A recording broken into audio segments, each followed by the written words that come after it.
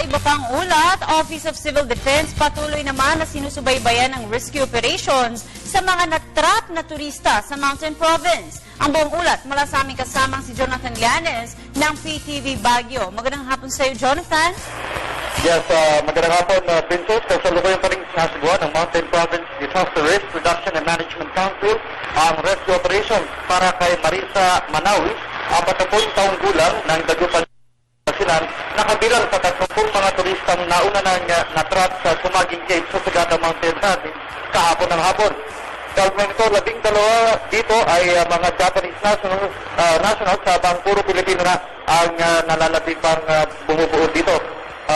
Ang mga turista nito ay nauna na pumasok sa nasabing kuweba na kung saan pansamantalang tumigil ito sa mataas sa bahagi ng kuweba. Ang mga ito dahil nga sa biglang pag-apaw ng tubig sa entrada at maging sa exit point ng Sumaging Cave dahil nga sa malakas at patuloy na pagbuhos ng ulan.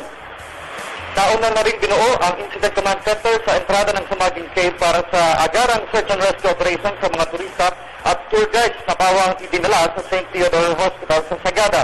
Samantala, umabot na 72 pamilya ang nailisan sa evacuation center sa poblasyon San Isidro, Abra, habang 4 na evacuation center naman sa Tublay, Benguet.